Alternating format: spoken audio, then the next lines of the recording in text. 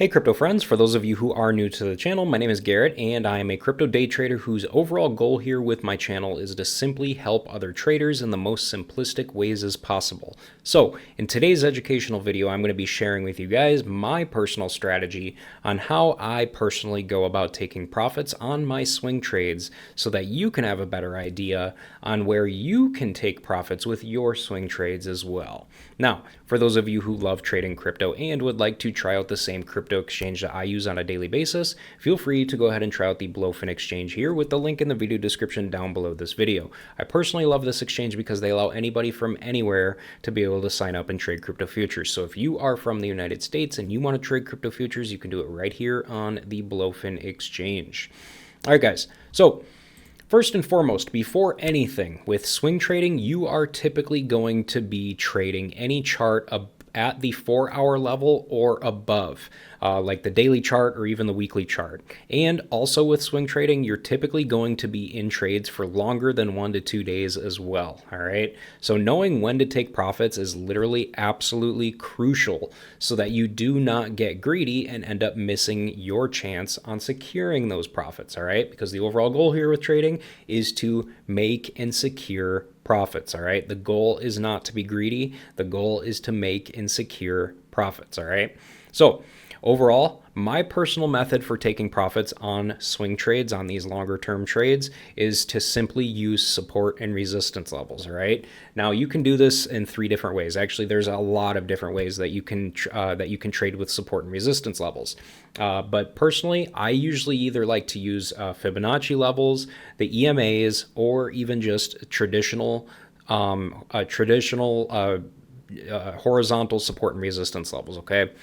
But for this example, for swing trading, I personally like to use horizontal support and resistance levels like I was mentioning. And if you're going to do this as well, you'll want to mark out those levels on a higher time frame than what you are trading on. So for this example, since we're going to be looking at the daily chart for this example, we will mark our support and resistance levels on the weekly chart. And what's good about this is support and resistance levels tend to be more accurate and more respected on the higher time frames as well. All right.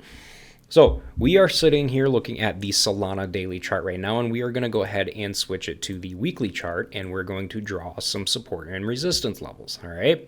So what I'm going to do is I'm obviously going to mark out this very top level right up here, which would be a very long support or a very long resistance level right up there. And I am going to mark the bottom of this trend,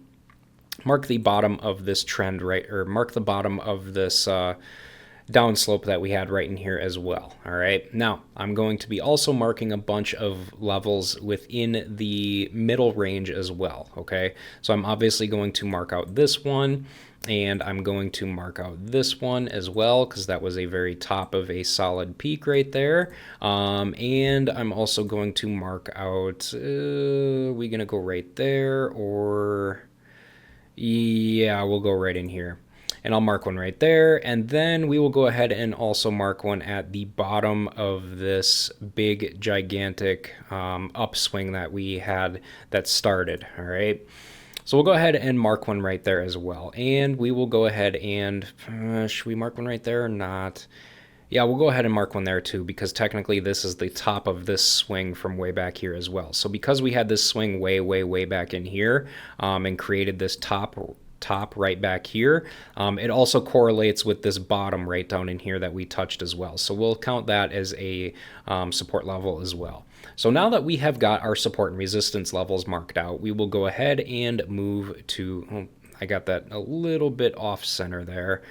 Sorry, I'm a bit of a perfectionist. So there we go. Now it's a little bit more perfect. All right, so we will go ahead and move to the daily chart now.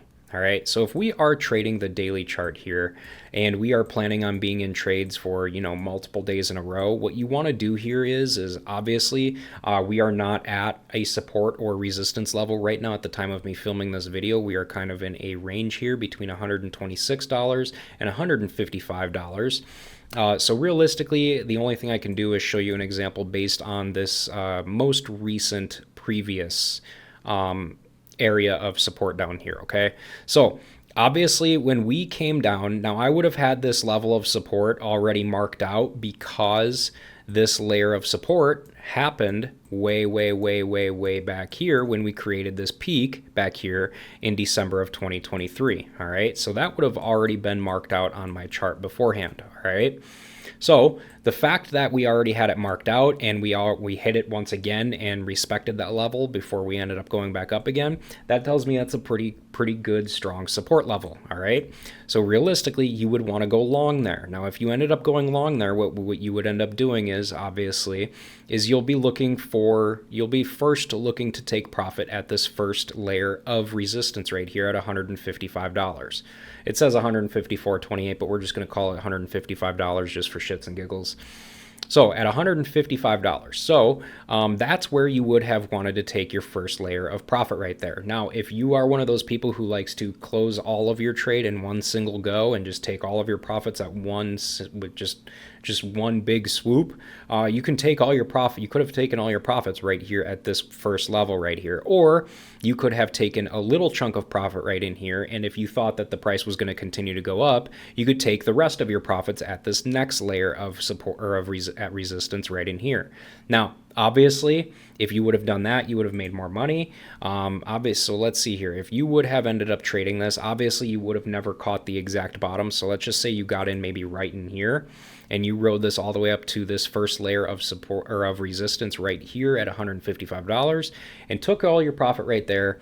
If you were using, let's say, I don't know, we'll just say 10x leverage because that's a good, very small, easy number to work with, you would have made roughly about 120% profits right there in 2 days off of that 2-day swing trade right there. All right. That's a good solid 120% profits right there. All right. But if you would have actually ended up catching it and going up to the next layer of resistance up here, you would have made roughly about 280% profits instead, within that 3-day span right there. All right. Now, since price obviously ended up closing above here and didn't continue going higher to the next resistance area and instead ended up going down, let's say you ended up holding on to it above this resistance area and you got greedy. What you would have wanted to do is once it gets above this resistance area, you want to set a stop loss right at this layer right here at $175, right at this resistance area right here. Now, the reason why is because if price doesn't continue going up on the next daily candle and instead starts going down, then you will be saved. All right. You will be saved by that stop loss and it will take you out and it will take profits for you at this $175 level. All right. So that's just a good thing to have set in place if you are using levels like this to be able to get yourself out so that you can still secure those profits, even though price is going, downwards after breaching these layers of resistance right in here. All right. So realistically, it's really not that hard to find where you should take profits. It's all about how you do things, and it's all about perception up in your mindset as well. Okay. Obviously, if you're not a greedy person and you're after a certain amount of profit per week or per month or something like that, or per trade or something like that, then obviously you will want to go ahead and take profits at these various support and resistance levels. Okay. So overall here, I hope that helps some of you, but there is probably more ways realistically, there's probably more ways that other people use to take profits. This is just my own personal way that I go about taking profits and what works best for me personally. But regardless, having a plan for taking profits like this before you enter your trades is something that you want to make a habit of, because it's a very, very good habit to have so that you do not end up losing money due to greed and you end up holding onto your trades for too damn long and you end up losing money. All right.